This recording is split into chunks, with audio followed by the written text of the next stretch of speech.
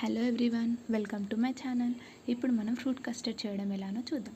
Bowl తీసుకొని stove పైన పెట్టుకొని 1/2 లీటర్ మిల్క్ యాడ్ చేసుకోవాలి. ఎంత క్వాంటిటీ అయితే మనకు కావాలనుకుంటున్నామో అంత ఎక్కువ మిల్క్ యాడ్ చేసుకోవాలి. స్టవ్ మీడియం ఫ్లేమ్లో పెట్టుకొని ఒక 10 to 15 మినిట్స్ అలా అది కొంచెం పొంగు వచ్చేంత వరకు దాన్ని కొంచెం మసలనిస్తూ ఉండాలి.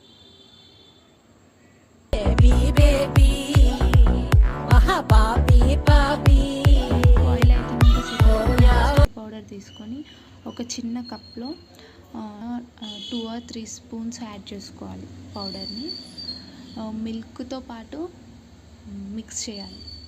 సాఫ్ట్గా లిక్విడ్ అయ్యేంత వరకు మిక్స్ చేయాలి. దాన్ని పక్కన పెట్టుకొని ఫ్రూట్స్ని చిన్న చిన్న పీసెస్గా కట్ చేసుకోవాలి. మనకు ఏ ఫ్రూట్ అయినా వేసుకోవచ్చు. నేను మాత్రం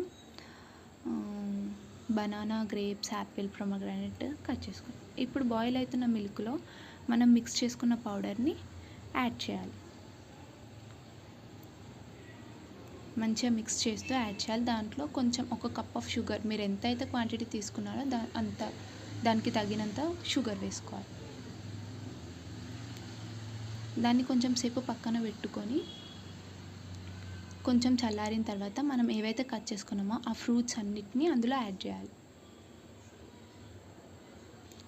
అంటే వేడి పైన ఉన్నప్పుడు ఫ్రూట్స్ అందులో వేస్తే మెల్ట్ అయిపోతాయి కదా, సో కొంచెం చల్లగా అయిన తర్వాత అందులో వేసుకో. తర్వాత 2 hours ఫ్రిడ్జ్లో పెట్టుకోవాలి. కొంచెం నార్మల్ కూల్ అయ్యేంత వరకు పెట్టుకొని